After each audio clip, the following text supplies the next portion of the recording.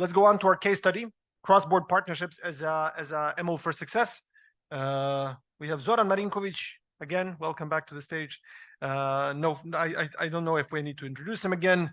Again, crowd lending, investing, factoring, SME financing. And we have Srđan Pavlović, founder and CEO of Finture. He's an investor, several unlisted companies, and he worked on credit risk modeling. Someone mentioned credit risk modeling just a second ago.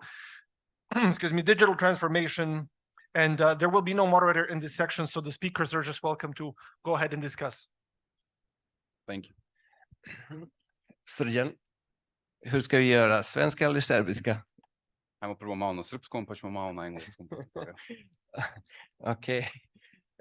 Short intro in Serbian and then we'll switch. Prvi put u Beogradu. Da, prvi Kakvi put. su utisci? Fenomenalni. Prvi put u Beogradu, a isto prvi put, šta ja znam, možda tokom 15 godina da sam i na Balkanu.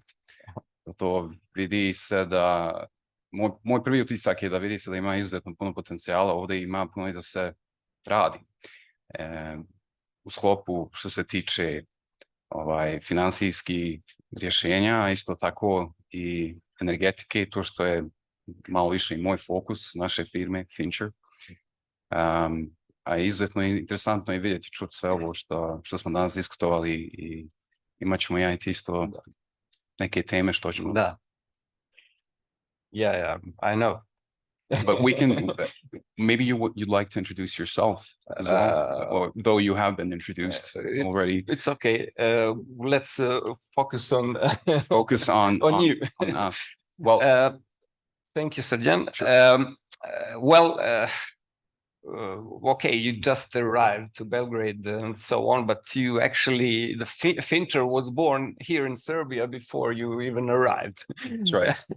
The entire platform is developed here in Serbia, as all other SaaS solutions that we provide from Zwebb Fintech, of course. We have our clients from Malta, North Macedonia as well, which are present.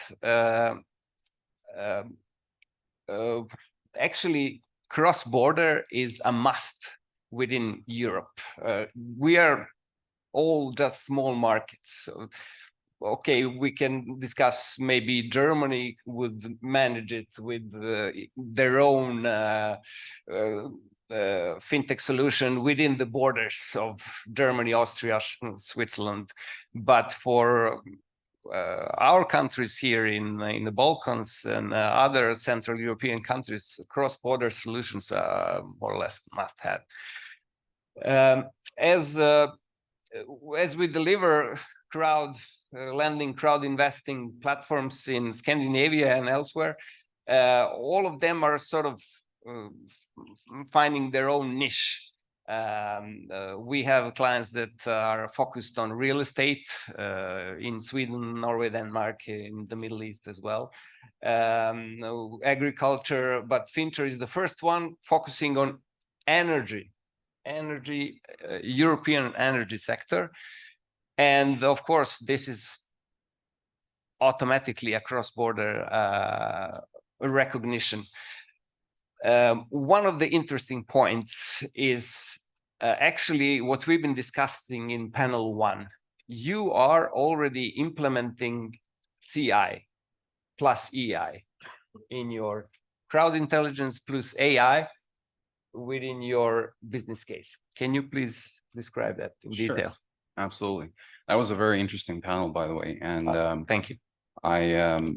Well, just to give a kind of brief background on what the challenge is in this case with, we already have the technology in place from Zwebb, so we have the infrastructure, and there's been some cases of people mentioning as well how difficult it is to also obtain financial license. We've gone through that as well. We're still kind of going through that. So we have just received our first payment services provider license from the Swedish Financial Supervisory Authority, waiting for a second one.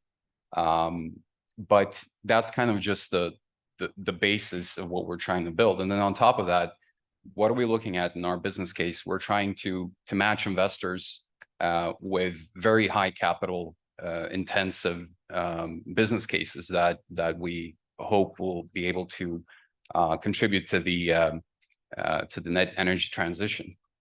And matching these two and getting them to kind of close in much quicker can be done, obviously, in a more classical way. That's typically what happens in financial services, and there's nothing wrong with that, but it's very human intensive and requires a lot of relationship building and trust primarily. Trust is obviously another one of those key topics that AI also relates to, trust and ethics. So what we're developing here is an internal decision engine that's based on large language models in combination with crowd intelligence to work from the investor perspective, but also to work in the assessment of the companies that we're trying to fund.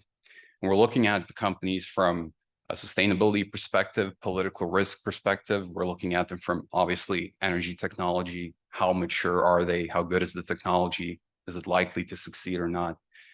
And also from the financial point of view. So in our company, we have an advisory board that consists of very renowned experts in the energy field, but also past members of the European Parliament and the Swedish Parliament that have worked in sustainability and understand this landscape pretty well. So how do we tie them in and get them on board and make use of their collective experience? That is what we're aiming to do here with our own large language model that we're building, and then making sure that they are the ones that train the model in short. And then the next step would be obviously to make use of the investor experience and their decision to either invest or not invest, and use that as an additional feedback loop to train the model in. I'd like to add to that from the first panel, I believe it was the moderator, Mr. Đurđević, who asked the question about hallucinations, which is also something that we're keenly aware of. Large language models are only as good as the parameters that they're built on, the size of the parameters, and they only work off of that. One way that we can work very early on to try and remedy the issue of hallucinations is using something called RAGs. RAGs is an unfortunate acronym. It stands for now I just forget because of that, but it's basically an augmented way of generating data. So what that does is actually it feeds into citations and sources and makes sure it increases the accuracy of the large language model and can effectively, to some degree, remove some of these effects of hallucinations. So that's in short kind of how we will be using that to implement on the platform developed by you and build this from the bottom up. Thank you very much. You've seen one hallucination on the street last night, right? I did. I saw many hallucinations as well, but it was it's interesting. They put us up here, Zoran, without a moderator, and they took a risk doing that because our conversations can always fly to the left and right, but we're going to try and stay on topic here with a couple minutes left. We have another interesting theme. Yes, of course. Our second point is related to LaaS, licensing as a service, which becomes more and more popular. Simply of the fact that we discussed the regulations earlier, and it takes time. It's so expensive, and you never see the end of this. Srđan knows this well, as we, as well as Srđan, are waiting for their second license in order to put Finture in production. As you can see it. Oh, you don't see the others, Phil. Good. Because this is just a staging area. It's still the staging environment, but we are production ready. And this platform will be, as far as we know, we did some research on the market. It will be the first crowd investing platform that combines both equity crowdfunding and crowd lending, meaning that if you're asking for a loan, you can split it in two. And let's say you want to borrow 100,000 euros. you can take a loan for 660,000, and 40,000 you can sell your shares within the company. Currently, you find the platforms where it is done either one way or another, but on Finture platform, this will be introduced for the first time, at least on Scandinavian market, but I think we will be most probably the first in Europe. This is to be confirmed. We'll do additional research. It was challenging. It's not without obstacles in a way, and we guess that also the Finansinspektionen in Sweden, Swedish financial authority, is also stunned because they haven't seen this before. Yeah, there's no precedent. Yeah. So it takes some additional time. So we're on stoppage time, like in football. Stop and go. Yeah. Anyway, our second point there is, as I said, licensing as a service, and we are currently looking at alternatives for open banking,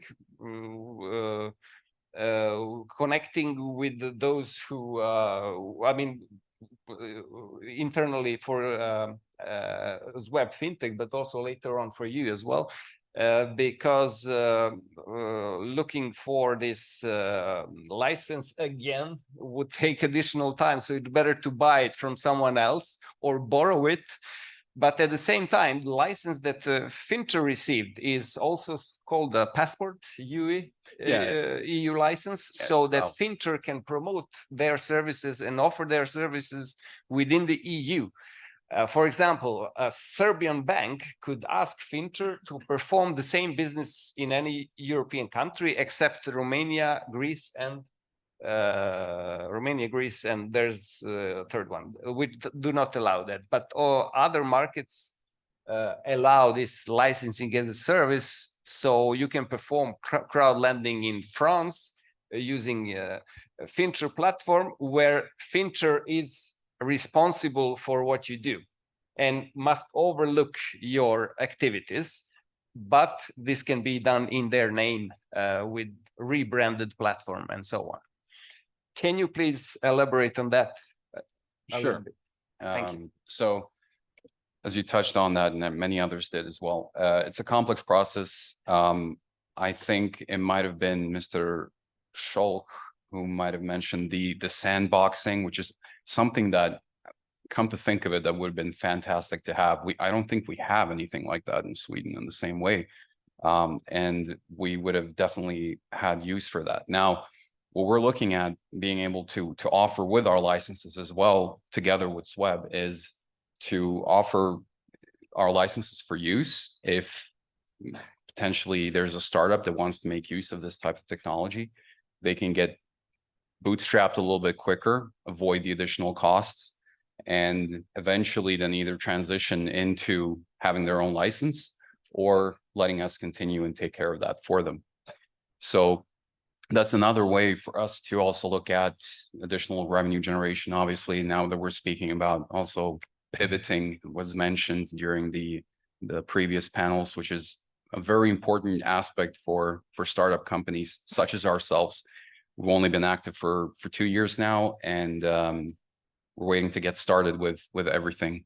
So, but yeah, I think licensing as a service, especially probably within the crowdfunding area, and factoring as well, which are additional products that you offer.